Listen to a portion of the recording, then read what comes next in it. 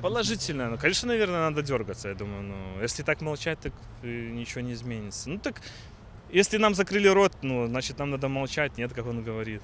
Нет, конечно. Я правильно делают, я не знаю. Тут другого выхода нет. Как тут не решить этот вопрос по-другому? Ну, конечно, все под Богом ходим, все видят. Ну, нельзя так просто так жестко поступать на самом деле. Естественно, да, чем больше будет огласка, тем чем больше людей будет это высказывать, что творится в Беларуси, естественно, это какой-то для нас положительный момент.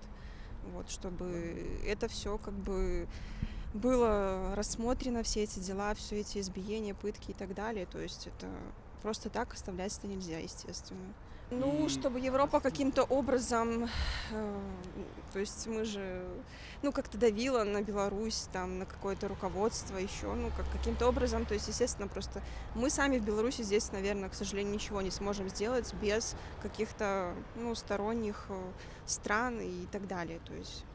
Ну, мне сложно сказать, это законодательство, надо европейских стран смотреть, разрешает ли их, скажем, законодательство подавать такого и, скажем, прецеденты рассмотрения. Тут, мне кажется, просто неоднозначно. Перспективу, я думаю, скажем, любые попытки можно использовать для того, чтобы как-то остановить то насилие, тот произвол, который творится. Вот, а как уже будут суды рассматривать, мне сложно сказать, я не юрист. К сожалению, это очень долго, но я верю, что, скажем, справедливость, она в основном всегда торжествует. В конце концов, люди смертны, они не вечны. Вы знаете что? Я, конечно, не поддерживаю ни пытки, ничего. Ни в коем случае. Очень страдаю от этого. Но я вот католичка, христианка, и с августа месяца очень много, просто травма психологическая, что такое происходит с нашими людьми, очень много размышляла. И в конце я пришла, что, наверное, так свыше Богом дано, чтобы пережили белорусы это все. И надо начинать нам с себя. У нас очень много Лукашенок, как дома. Мы ни детям своим не даем. Если не по-нашему, значит, мы всех подавляем. В школе тоже, на работе везде. Наверное, нам Бог свыше что-то дал. Вот понять это разумом.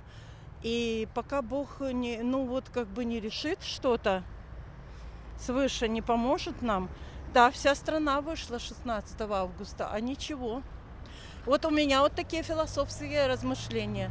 Но с другой стороны, то, что в стране был порядок, это тоже заслуга Лукашенко. Не все плохо было, нельзя вот все чернить. А сейчас вот такое вот нам, наверное, надо свыше пережить. Я думаю, нет. Почему? Я думаю, нет. Потому что никто не прислушивается, ни Путин, ни Лукашенко к нам не прислушиваются. Меня не расстреляют за это потом. Нет, ни в коем случае. Я поддерживаю любую альтернативу противостояния по поводу всех этих мероприятий. В любом случае я поддерживаю, за перемены, за то, чтобы наша страна жила спокойно, без таких, не знаю, как правильно выразить эмоции свои. Я за перемены это, в общем-то. Я согласен. Но будет просто массовость со стороны, тоже поддерживать нас. Будут люди больше узнавать о том, что происходит в мире, в Беларуси в частности. И не будут сидеть на месте. То есть что-то предпримут, мне кажется, такое. Это такое, вопрос лишь во времени, понятное дело. Я думаю, да. Понимаете, когда человек психологически нездоров, ему ничего не поможет.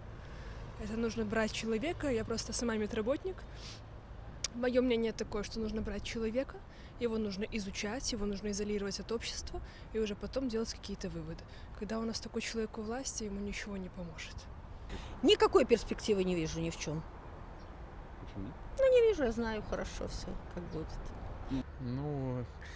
Такой вопрос щекотливый, не знаю даже, как ответить. Негативно. То есть, в плане то, что у нас сейчас в стране происходит, это очень плохо. И то, что люди как-то пытаются что-то ответить, что-то сказать, это правильно. То есть у них есть свое мнение, своя позиция, они должны высказывать ее. Сложно сказать. То есть, возможно, да, возможно, нет. Озвучьте мысли, почему? В нашей стране все возможно.